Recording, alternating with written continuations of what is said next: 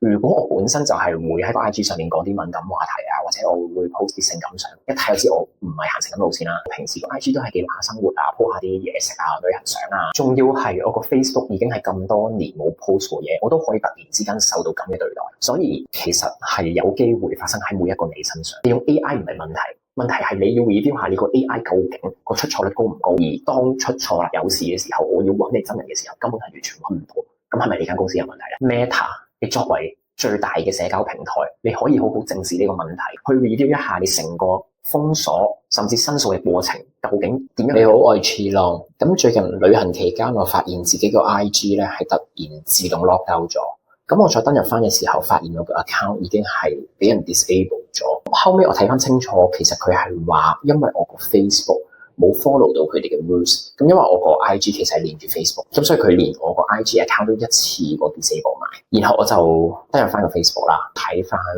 我究竟發生咗啲咩事。佢係話我 child sexual exploitation， 即係兒童性侵犯咁解。但係佢話我有權喺180日內去 appeal 呢件事，我就撳咗 appeal 嗰個掣啦。咁佢就有一連串嘅動作需要你望住個鏡頭去做嘅。咁因為佢要 make sure 你係個本人而唔係一啲假 account。咁但係我諗 within 幾分鐘，佢已經彈翻轉頭話係唔成功嘅，我亦都唔可以再 submit 另一個 request 去 review 呢件事。咁快佢已經彈翻轉頭，其實好明顯係過唔到 AI 嗰一關。換言之，佢個結論就係話我哋會 permanently disable your account。嗱，公道啲講句先，我唔係話我 post 嘅嘢一定冇問題。咁但係個事實就係 Facebook 呢樣嘢，我已經唔 active 咗好耐。即係講緊保守估計，我有7至8年係冇 post 過嘢，咁所以突然之間俾人 ban 呢件事對我嚟講都幾意外。我諗我用 Facebook 最 active 就係我初中嘅時候，即係講緊都10幾年前嘅 post 啊。咁但係 AI 都存在咗一段時間㗎啦嘛。而家呢一個時間點先突然 scan 到你某啲 post 可能係有問題嘅，但係而家呢一刻，我係完全都 no idea 究竟邊一啲內容究竟有問題，因為我已經 login 唔翻個 account， 我冇辦法查證得到究竟我 post 過啲乜嘢，而令到個 AI 懷疑我有 child sexual exploitation。咁其實一開始我見到呢一個信息嘅時候，我係都算好冷靜嘅，因為我覺得我行得正企得正，咁我覺得我一定冇事可以輕鬆攞翻我個 account 翻。但係我係冇諗過成個過程係咁難嘅。最大嘅原因係你根本唔可以揾到任何一個真人去幫你 review 呢一件事。其實根本可以講係，就算你想解釋，佢都冇俾一個途徑或者一個機會你去解釋呢一件事。佢只係單靠一個 AI 去幫你做一個 appeal， 然後佢好快就已經話你唔成功，亦都冇俾一個方法去話俾你聽你點樣可以 contact 得到佢個客服。咁其實我都上網睇過，流傳有幾個方法，當發生起呢啲事上嚟，你可以點樣去揾到一啲真人去幫你去處理呢啲事咧？咁包括就係 send email 啦，呢個亦都係最多人做嘅事情啦。咁第二就係可以喺 in-app 嗰度撳 appeal 嗰個掣。咁第三就係佢網頁版其實都有一個 link， 有個 page 係俾你好似填 form 咁樣去做翻個 appeal 嘅。咁呢3個方法其實我諗佢都收埋晒，係唔俾你去做。我唔知係咪太多呢啲 case review。首先 email 佢已經冇再公開任何 official 嘅 email address 係可以俾你去揾到嘅。以前流傳嘅嗰啲 email address 其實喺而家呢一刻，好多人都反映係唔會再有人睇，唔會再有人覆。就算你收到回覆咧，都係一啲自動化嘅回覆。可以講話其實根本冇真人去處理你 send 俾佢哋 email， 所以你就算想解釋，佢都應該未必係會理你嘅。咁第二就係 in-app 嗰個 appeal 掣啦。咁其實因為我個帳已經係俾人 ban 咗啦嘛，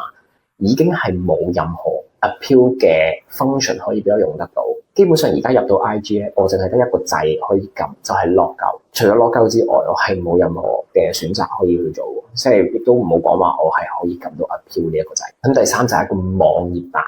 嘅 appeal link 啦。咁其實佢嗰條 link 咧成日都會轉嘅。咁最 latest 嗰條 link 咧撳落去咧，其實佢都係 direct 翻嚟去佢個 help centre 嗰度。所謂 help centre 其實就係你自己揾翻你個問題係乜嘢，然後佢就 show 翻啲相關嘅 article 俾你去參考，究竟點樣去處理。簡單啲嚟講，即係冇用嘅呢個方法。我唔知佢係咪有心去將所有 reach out 到佢哋真人嘅途徑都收埋晒， so that 佢唔會再俾你煩到，或者佢逐漸將呢啲所有嘢都轉做 AI 去處理。咁所以以前所謂任何呢啲方法，去到我真係想揾佢哋嘅時候，其實冇一個方法係有用嘅。咁當然啦，其實最 possible 我做到嘅就係照 send email 咯，即係我唔理佢有冇人睇，或者我唔會收到一個自動嘅回覆。咁起碼我係把握咗呢個我可以解釋到嘅，或者可以 request 到一真人去幫我處理嘅其中一個途徑啦。咁我一出事嗰一刻，其實已經 send 咗第一封 email。咁我亦都補多咗另一個 email 俾佢哋，包括咗我嘅身份證嘅副本啦，同埋 passport 嘅副本。咁希望佢可以盡快去處理翻呢件事。其實我開頭以為呢啲嘢都唔關自己事，其實身邊間中都有啲朋友突然間都會遇到呢啲問題，就係自己個帳俾人封鎖咗。咁我以為呢啲只係一啲個別事件啦。咁但係其實而家唔難去見到，即係去上 Reddit 啊、連登啊、各大討論區，其實越嚟越多人去牽涉喺呢啲事情上，包括其實見到好多事例咧，就係可能呢啲 account 根本就由頭到尾都唔 active 嘅，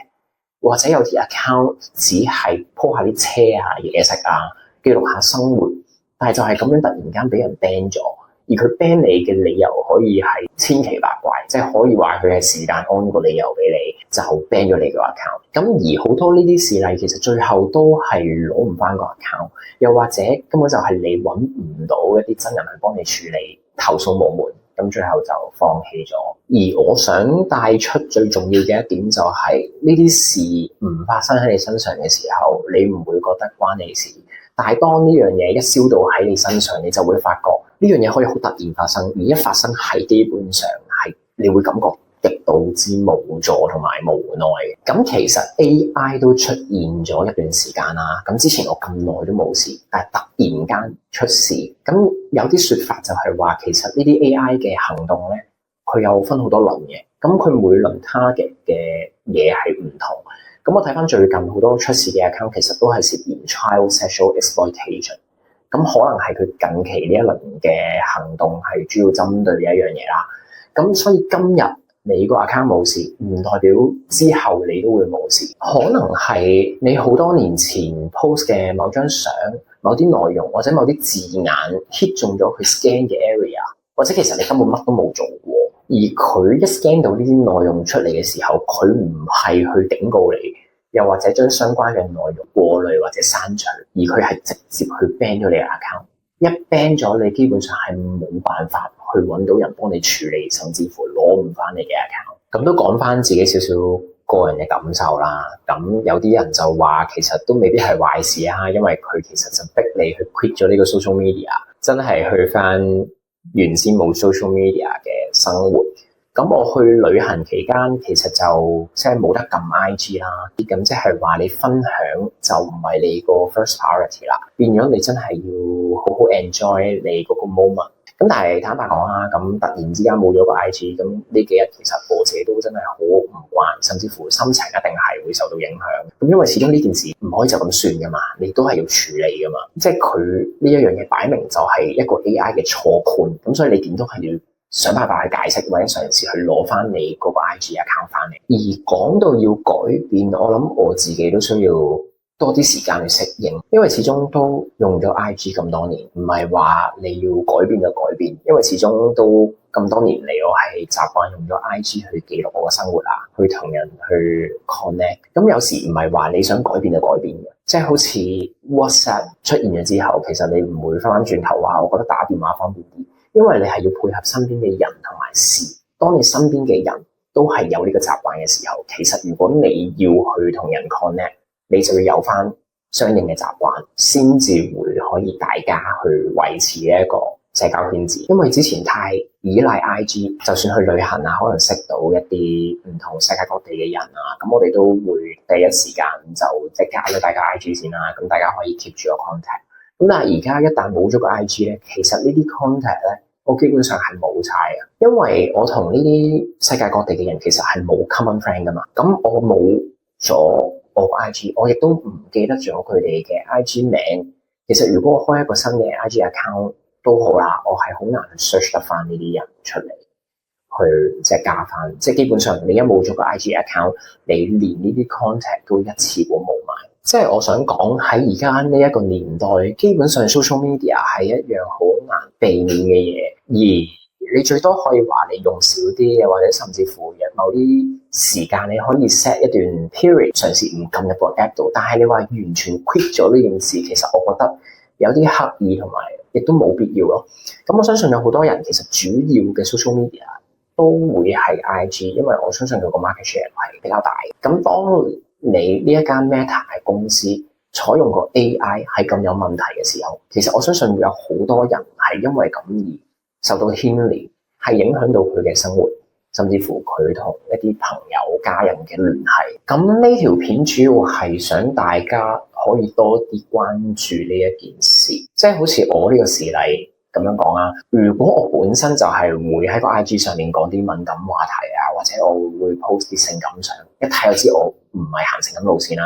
咁我都話會有個心理準備啊。咁但係我平時個 IG 都係記錄下生活啊，po 下啲嘢食啊、旅行相啊，都突然之間出事，仲要係我個 Facebook 已經係咁多年冇 post 過嘢，我都可以突然之間受到咁嘅對待。所以其實係有機會發生喺每一個你身上，所以唔好覺得唔關自己事。咁有少少建議想俾翻大家嗱，我真心覺得唔好再太依賴單一嘅平台去做分享同埋記錄你自己嘅嘢，因為一旦呢啲平台出咗啲咩事，好似我今次為例，你可以係所有嘅回憶，所有你分享嘅嘢，甚至乎你嘅聯絡人都可以一次過冇晒。而第二樣嘢亦都相當之重要，就係你連得越少嘢越好。就好似我今次為例，我個 IG 其實本身就可能係冇事嘅。咁但係因為我個 Facebook 突然間話我冇 follow 到 rules， 唔影響埋我嘅 IG， 咁所以我就覺得如果你可以 unlink 最好 unlink， 因為如果你連得越多嘅嘢，例如你嘅手機號碼、你嘅 Facebook， 是但一樣嘢有問題，或者 AI sense 到有問題，可以係突然之間所有嘢一連串係影響晒，因為你連得嘢越多，你個風險就越高，而你被誤判嘅機會亦都大大增加。另外，我係想檢視翻而家 AI 發展嘅問題。我覺得而家一啲大嘅企業去 adopt AI 呢件事係無可厚非嘅。咁但係現階段嚟講，我覺得仲係喺一個 stage， 要係人類去配合 AI。好似我今次 potentially 被誤判呢一個事例咁講啊。其實你 AI scan 咗呢個 case 出嚟，如果你冇人手去配合去處理，其實你就容許一個 AI 喺亂咁指控嘅情況底下去 ban 咗你個 account。就算我係可以咁 appeal 嗰一個掣，佢都只係用翻一個 AI 去同我判決究竟呢個 appeal 係成唔成功。咁其實係冇意思嘅，因為 AI scan 你呢個 case 出嚟，而你又用翻 AI 去 judge 究竟有冇問題，咁你由頭到尾都係用 AI 去做，咁其實你只會出翻同一個結果嘅啫嘛。另外就係如果我個 IG 只係 for 記錄生活，而係冇一個急切性去攞翻嘅話，咁我都可以慢慢同你玩啦。咁但係有啲人係靠 IG 去揾食去做 business 嘅，咁你啲 AI 去誤判咗佢唔知要幾耐時間先攞得翻佢 account， 甚至乎成唔成功去攞翻佢哋嘅 account， 咁你等於斷咗佢米路嘅啫喎。你用 AI 唔係問題，問題係你要 review 下你個 AI 究竟個出錯率高唔高，而喺現階段你個 AI 既然咁有問題嘅時候，你係咪需要揾一個真人去配合翻去做翻呢啲 review 咧？但係好明顯就係你而家咁靠 AI 去做，而當出錯啦有事嘅時候，我要揾你真人嘅時候，根本係完全揾唔到。咁係咪你間公司有問題咧？呢條片我真係希望可以幫到大家去好好 review 一下自己用 social media 嘅習慣，同埋 share 下俾你身邊嘅朋友。咁當然我最希望 Meta 你作為最大嘅社交平台，你可以好好正視呢個問題，去 review 一下你成個封鎖甚至申訴嘅過程，究竟點樣去優化佢。當然我知個出發點可能係好嘅，你可以 scan 到一啲有問題嘅 account， 但係你要 make sure 呢個過程，又或者你去用 AI 去判決呢一樣嘢個準確度係要夠高，咁你先可以令到用戶受到一個公平嘅對待。咁呢條片就去到呢度，我希望真係可以幫到大家。